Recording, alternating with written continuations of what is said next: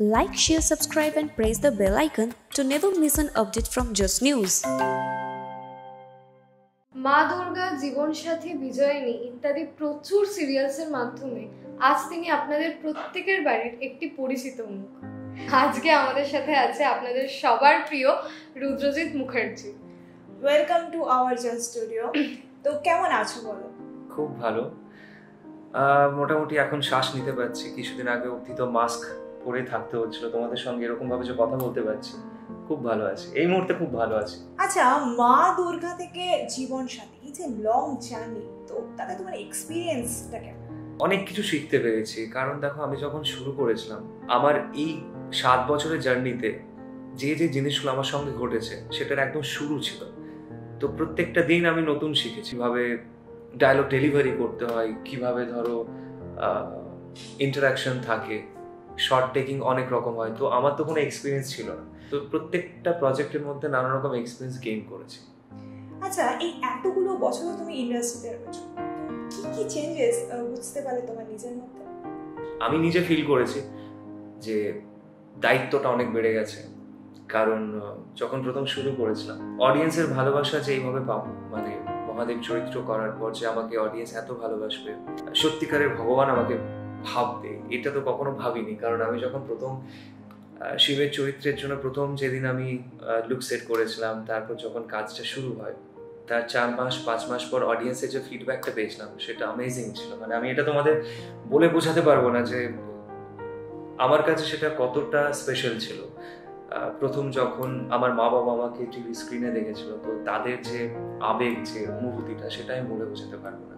তো সেখান থেকে আস্তে আস্তে কোথাও গিয়ে নিজের মধ্যে দায়িত্বটা একটা তৈরি হয়েছে, না আমাকে আরো ভালো কাজ করতে হবে। কারণ একটা কথাতেই আছে, আমরা সিনেমাতে এটা দেখেছিলাম, যখন তোমার মধ্যে দায়িত্ব আসে তখন তোমার মধ্যে একটা সুপার পাওয়ার যখন আসে, সেই সুপার পাওয়ারটা একটা তোমার মধ্যে দায়িত্ব, মানে দায়িত্বটা বেড়ে যায় আর কি। তো মহাদেবের যখন ক্যারেক্টারের কথা তুমি তুললে, এই কোয়েশ্চেনটা জিজ্ঞেস করতে খুব ইচ্ছে করছে যে মহাদেবের যে গুণগুলো ছিল আমরা জানি, সেই গুণগুলোর কি কিছু কিছু আছে তোমার মধ্যে, মানে বদগুণ? না, আমরা সবটাই তো তাকে শুনেছি, মানে মহাদেবকে তো আমরা কখনো সচক্ষে কেউ দেখিনি, উনি দেবতা, ভগবান, দেবাদিদেব। তো যেটা আমরা শুনেছি, তোমরা যেটা শুনেছো আমিও সেটা শুনেছি, কিন্তু কাজ শুরু হওয়ার আগে আমি কিছু রিসার্চ করেছিলাম। মানে ধরো আমি গুগলে সার্চ করে মানে মহাদেবের ব্যাপারে, মানে অ্যাকচুয়ালি উনি এক্সিস্ট কিভাবে করেন, মহাদেব আদি দেবতা, উনি অ্যাকচুয়ালি মানে ওনার সাইন কিছু নেই। মানে আমরা যে ওরকম ভাবে ভাবি যে দেবাদিদেব জটা, শিবের জটা, গলায় সাপ থাকে, কিন্তু সচক্ষে তো আমরা কেউ দেখিনি। তো এইসব ব্যাপারে আমি কিছু গুগলে সার্চ করেছি। তারপর তার আগে কিছু মহাদেবের নিয়ে সিনেমা হয়েছে বা সিরিয়ালও হয়েছিল, দেবকে দেব মহাদেব, তো সেখানে কিছু এপিসোড দেখেছি। তো সবটা দেখে আমি নিজের ইনপুটটা দেওয়ার চেষ্টা করেছি। ওকে, বাট আমি তোমার রিয়েল লাইফের কথা বলছি, এটা তো রিয়েল লাইফের কথা তুমি বললে, আমি তোমার রিয়েল লাইফের কথা বলছি। যে মহাদেবের যে গুণগুলো ছিল, বদগুণ, সেগুলো কি কিছু আছে তোমার মধ্যে? বদগুণ মানে দেখো, মহাদেবের তো গুণই গুণ। মানে বদগুণ বলতে প্রচন্ড, মানে যখন উনি রেগে যান, মারাত্মক রেগে যান। আর বাদ বাকি যদি বলো, ভস্য মাখেন বা ধরো গঞ্জিতা সেবন করেন। তো এই যে গুণটা, এটা আমি এটা বলবো যে উনি, এটা আমরা দেখেছি, মানে শুনেছি, বলা যায় যে আমরা শুনেছি যে উনি এরকম ভাবে আর কি থাকতে পছন্দ করেন। না, আমার মধ্যে এরকম কিছু নেই। মেগা সিরিয়াল তো 10টা 5টার ডিউটি, তো এই কোনোদিন মনে হয়নি যে এই 10টা 5টার ডিউটি থেকে বেরিয়ে গিয়ে সিনেমা করি? ইচ্ছে তো হয়েছে, কিন্তু আলটিমেটলি কাজটা ম্যাটার করছে। তুমি কাজটা কিরকম করছো, সেটা সিরিয়াল হোক, সিনেমাতে হোক, কাজটা ডিপেন্ড করে। বাট তোমার কোথাও কোথাও মনে হয় না যে অনেক বেশি দিন ধরে যদি তুমি মেগা সিরিয়াল করে দাও, তাহলে নিজের মধ্যে ওই অভিনয় শিল্পটা কোথাও কোথাও আস্তে আস্তে খারাপ হতে থাকে? না না, একদমই না। তুমি ধরো, তুমি তো কাজ করছো আলটিমেটলি, মানে ধরো সেটা ছোট পর্দাতে করছি, বড় পর্দাতে কাজ করার ইচ্ছে আছে, আলটিমেটলি তো তুমি তোমার কাজটা করছো। হ্যাঁ, আমি সেটা প্রেজেন্ট করছি ছোট পর্দাতে, মানুষের কাছে পৌঁছচ্ছি ছোট পর্দার মাধ্যমে।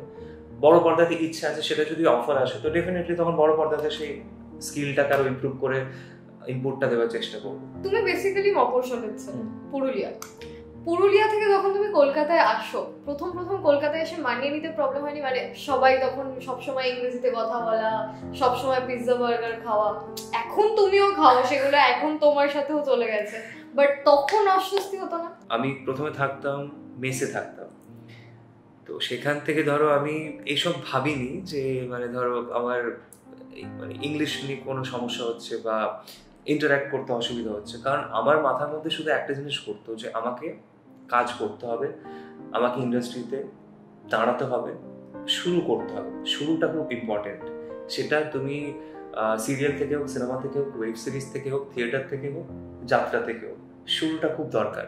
তো আমি ভাবতাম যে শুরুটা আমি কোথা থেকে করবো, তো এইটাই মাথার মধ্যে ঘুরতো, বাকি জিনিসগুলো ঘুরতো না খুব একটা। আচ্ছা, নতুন যে তোমার সম্পর্কটা এখন হয়েছে, তো সেটার কতটা দায়িত্ব বেড়েছে বা কেমন কাটছে তোমার এই নতুন সম্পর্কটা? চুটিয়ে প্রেম করছি, রেজিস্ট্রিও হয়ে গেছে, জানো তোমরা, এনগেজমেন্ট হয়ে গেছে। তো হ্যাঁ, ডেফিনেটলি দায়িত্ব তো বেড়েছে, কারণ ওই যে বললাম না যে যখন ভালো কাজ আমরা করতে শুরু করি তখন একটা দায়িত্ব বাড়ে। ঠিক তুমি যখন একটা সম্পর্কে আসো, তুমি তার সাথে সারাটা জীবন থাকবে, তুমি তাকে ভালোবাসো, তো সেই ভালোবাসার মধ্যে কোথাও গিয়ে তোমার মধ্যে একটা দায়িত্ব থাকারও দরকার যে তাকে ভালো রাখতে হবে, নিজেকেও ভালো রাখতে হবে। তো হ্যাঁ, এটা তো মাথার মধ্যে একটা থাকে যে আমাকে আরো নিজেকে তৈরি করতে হবে বা আমাদের সম্পর্কটাকে আরো ভালো রাখার জন্য কি কি দরকার, আরো কি কি জিনিস করলে হয়তো সম্পর্ক আরো ভালো থাকবে, সে ভালো থাকবে। ওকে, তো এখন আর তাহলে ইচ্ছে করে না যে অন্য কোথাও মানে কোনো সামনে দিয়ে সুন্দরী মহিলা চলে গেলে আর চোখ টোক দাঁড়ায় না? কেন ইচ্ছে করে না, তার কারণটা হচ্ছে বললাম যে দায়িত্ব বেড়ে গেছে। কারণ মাথার মধ্যে আমি আমার ফিউচারটা দেখতে পাই না, যে আমাকে আরো ভালো কিছু করতে হবে, আমাদেরকে ভালোভাবে থাকতে হবে। তো এইসব মাথার মধ্যে ঘুরলে তখন পাশ দিয়ে কে পেরিয়ে যাচ্ছে দেখতে পাই। আচ্ছা, ওকে, তো এটা একটু কন্ট্রোভার্সিয়াল ছিল। প্রমিতা যদি রাগ করে থেকে না না না না, ও একদমই রাগ করবে না, কারণ কিন্তু এটা কি পুরো সত্যি যে সত্যি কি চোখ দাঁড়ায় না? একদম বিশ্বাস করো, পুরো সত্যি। মানে তুমি যখন প্রপার মাইন্ডে একটা মানুষকে ভালোবাসবে, যখন তার মধ্যে পুরোপুরি ইনভলভ থাকবে না, তখন দেখবে এটা খুব একটা মাথার মধ্যে আসে না যে কে সুন্দরী, কে পাশে আছে বা কে পাশ দিয়ে চলে যাচ্ছে। রাইট। আচ্ছা, প্রমিতা যখন বাড়িতে আসে, রান্নাঘরে যাওয়া নিয়ে কে আগে রান্না করবে এই প্ল্যানিংটা করে, তুমি না প্রমিতা? আমি যদি খুব টায়ার্ড থাকি তাহলে ও করে, ও যদি খুব টায়ার্ড থাকে তাহলে আমি করি। প্রমিতা তো খুব সুন্দর গান করে, আমরা জানি। তো তুমি অ্যাক্টিং ছাড়া আর কি কি করো? ক্রিকেট খেলতে পছন্দ করি, আমি এডিটটা একটু ভালো করি, যে কোনো জিনিসের ভিডিও বা এডিটিংটা করি, আর সিনেমা দেখতে খুব পছন্দ করি। বউকে কতটা ভয় পাও? ভয় পাই না, বউকে ভালোবাসি। একদম একটুও ভয় নেই? ভয়টা দেখো, এটা আমি মানে আমি জানি না, মানে এই কন্ট্রোভার্সিয়াল ব্যাপারগুলো হয়, এই কথাগুলো হয় যে ভয় পাওয়া। ভয় জিনিসটা মানে তুমি আজকে যদি কাউকে ভালোবাসো, তো সেখান থেকে ভয় থেকে তো ভালোবাসছো না, ভালোবাসার থেকে তো ভালোবাসছো। তো এবার যখন তার সঙ্গে থাকতে চাইবে সারাটা জীবন, বিয়ের পর, যে বিয়ে হয়ে গেল তার মানে আমি বউকে ভয় পাই বা এই কথাগুলো আসার কোনো মানে নেই। মানে এটা তো তোমরা দুজন একে অপরকে ভালোবেসেই তো এই সম্পর্কটা ডিসাইড করেছো থাকবে, তো এটা তো ভালোবাসা, এখানে ভয়ের তো কিছু নেই। আচ্ছা, তোমার দেখা প্রমিতার ক্ষেত্রে কি কি ভালো দিকগুলো? দেখো, ওর মধ্যে যে ব্যাপারটা আমি প্রথম যেটা আমি নিজে রিয়েলাইজ করছি সেটা হচ্ছে আমি মানুষ হিসেবে যেরকম, কারণ প্রত্যেকটা মানুষ, তুমি তোমাকে চেনো, তুমি তোমাকে চেনো, আমি আমাকেও চিনি। তো আমি যখন ওর মধ্যে সেই ব্যাপারটা দেখতে পেয়েছিলাম যে আমার মতনই ও হয়তো কিছু সেম টু সেম হতে পারে, বাট ওর মধ্যে সেই ব্যাপারগুলো আছে যেটা আমি পছন্দ করি। এক অন্য মানুষের সঙ্গে যদি তুমি থাকতে চাও বা দেখবে যখন কাউকে ভালো লাগে না, সেই মানুষটা কোথাও কি তুমি যেরকম সেইভাবে তুমি ওকেও দেখতে পাবে। তো আমি এই ব্যাপারটা আমি বুঝতে পেরেছিলাম, নিজে রিয়েলাইজ করেছিলাম যে তার মধ্যে হয়তো আমার মধ্যে কিছু কিছু ব্যাপার আছে, যেমন ধরো সফট, সেন্সিটিভ, ইনোসেন্ট, অনেস্ট, এই ব্যাপারগুলো আমি ফিল করেছিলাম। ওকে, তো এটা তো ভালো দিক, বাট প্রমিতার তিনটে এমন জিনিস যেটা তোমার মনে হয় ইরিটেটিং না, এটা প্রত্যেকটা মানুষের মধ্যেই থাকে, আমার মধ্যেও আছে, ওর মধ্যেও আছে। আমি বললাম না যে আমি খুব একটা রাগ করি না, কিন্তু যখন রাগ করি খুব ব্রাস্ট হয়ে যাওয়ার পর তারপর আবার ঠান্ডা হয়েছে। ওর ব্যাপারটা হচ্ছে যে ও ইনস্ট্যান্ট রাগ করে ইনস্ট্যান্ট ওর রাগটা কমে যায়, এই একটা ব্যাপার আছে। আর সেকেন্ড জিনিস হচ্ছে একটু খুঁতখুঁতে মানে ধরো মানে যেটা আমার মনে হয় সব মেয়েদের মধ্যে একটু কম বেশি থাকে, যে একটু ক্যামেরার সামনে একটু সেলফি যখন তুলবো বা যখন ফটোশ্যুট করবো, তো মেকআপ যখন হবে সেটার জন্য প্রপার হওয়াটা দরকার। তো এই ব্যাপারটা ওর মধ্যেও আছে। এটা আমার মনে হয় প্রত্যেকটা মানুষের থাকাটা দরকার, নিজেকে খুব ভালোভাবে মেনটেন করাটা, সে যত ডিফিকাল্টিজের মধ্যে আমরা থাকি না কেন। একটা আমাদের মতে মেগা সিরিয়াল একটা সিকিউরিটি, ফিনান্সিয়াল সিকিউরিটি। তো এখন তুমি সংসার করছো, একটা দায়িত্ব বেড়েছে, তো এখন কি মনে হয় আর ওই জায়গাটা থেকে বেরিয়ে এসে ফিল্ম করার রিস্কটা নেবে, না ওই ফিনান্সিয়াল সিকিউরিটির মধ্যেই থাকবে? আমাদের যে কোনো প্রফেশনের মধ্যেই আছে যে তুমি যখন একটা জায়গাতে কাজ করছো সেখান থেকে মাস মাইনে পাচ্ছ, রুজি রোজগার তোমার, সেখান থেকে সংসার চলছে বলো, সেখান থেকে পেট চলছে, সেখান থেকে আলাদা জায়গাতে গিয়ে আমি অন্যরকম কিছু করতে চাইবো, একটা তো ইনসিকিউর ব্যাপার থাকে।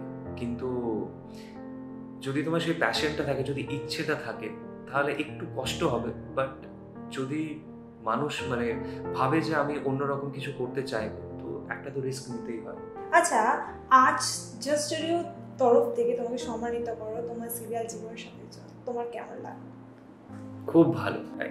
এই ব্যাপারটা না মানে আমার এই জীবন সাথীর জন্য আর কি, মানে আমার ক্যারেক্টারটার জন্য আমাকে সম্মানিত করবো। তো কোথাও গিয়ে আমার মনে হলো যে আমি হয়তো অ্যাটলিস্ট কিছুটা হলেও হয়তো সাকসেস, মানে আমি ক্যারেক্টারটাকে তৈরি করতে পেরেছি। এখন টলিউডের আমরা সবাইকেই দেখছি রাজনীতি জয়েন করছে।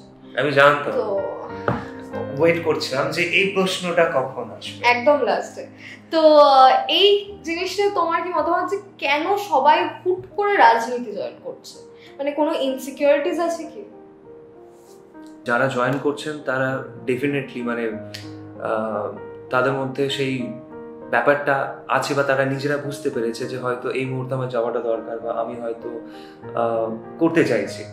কিন্তু আমার মনে হয় যে এটাও না একটা আলাদা রকমভাবে রেসপন্সিবিলিটির জায়গা আর কি, অন্যরকম দায়িত্ব থাকে। ডেফিনেটলি এটা অনেক বড় জায়গা, অনেক সম্মানের জায়গা। তো তুমি যখন এখানে যাচ্ছ, তো সেটাও তোমার মধ্যে কিন্তু একটা দায়িত্ব চলে আসছে। তো তোমাকে তখন না এটা নিজে ডিসাইড করতে হবে যে আমি পুরোপুরি আমি থাকতে পারবো, তো মানে হাফ হার্টেড হওয়াটা উচিত না। আমার মনে হয় যে যখন আমি যেখানে থাকবো কমপ্লিট ভাবে থাকবো, মানে আমি যদি পলিটিক্স জয়েন করি তো সেখানে আমি কমপ্লিটলি থাকবো। আমি অ্যাক্টিং করছি, আমি অভিনয়টা এখন করছি, তো আমি এখানে পুরোটা দেবো। আমার মনে হয় সেটা। দেখো যারা যাচ্ছে তারা হয়তো ডেফিনেটলি তাদের নিজস্ব মতামত আছে, নিজস্ব চিন্তা ভাবনা আছে, তো সেরকম ভাবে তারা যাচ্ছে, তারা ওখানে কাজ করতে চাইছে। আমার এটা পার্সোনালি মনে হয় যে আমি যখন যেখানে থাকবো সেখানে আমি পুরো মানে রাইট। তো আমাদের এটা ছিল ইন্টারভিউ পার্ট, কিন্তু এখানে শেষ নয়, আমরা যাব একটা কুইক র্যাপিড ফায়ার রাউন্ডে। তো একটা খুব interesting rapid fire. So ready? একদম রেডি। ওকে, চলো স্টার্ট করি। যদি তোমার এক্ষুনি কিছু খেতে ইচ্ছে করতো, তুমি কি খেতে? পিৎজা। ওকে। যদি তুমি কোনো আইসক্রিম ফ্লেভার হতে, কি ফ্লেভার? Chocolate ice cream. কেন? চকলেটটা পছন্দ। আচ্ছা। যদি তুমি ইনভিজিবল হতে, কোথায় যেতে? ইনভিজিবল হলে কোথায় যেতাম? তাজমহলের ভেতরে। যদি তোমার লাইফের উপর কোনো ফিল্ম লেখা হতো, তার নাম কি দিতে? Rudrajit Mukherjee, the untold story biography. Untold story biography. এখনো কি কিছু আনটোল্ড আছে দর্শকদের কাছে, যেগুলো এখনো সিক্রেটস? সিক্রেট কিছু রাখা দরকার হয়, সব কিছু ক্লিয়ার করা উচিত না। ওকে ওকে, next. On the count of 1 to 10, how cool are you? 9. What is the first thing you notice about your opposite gender? সে মানুষ হিসেবে কি রকম, এটা ফার্স্ট জিনিস, এটা তুমি নোটিস করবে। হ্যাঁ মানে দেখো, প্রথম নোটিস আমি তো চোখে চোখ রাখবো। এই চোখে চোখ রাখার পরেই তোমার মাথায় আসবে যে মানুষটা কি রকম। তো এটা ছিল আমাদের quick and easy rapid fire. তো খুব ভালো কাটলো ইন্টারভিউ পার্টটা। আপনাদের কেমন লাগলো আমাদের প্লিজ জানাবেন।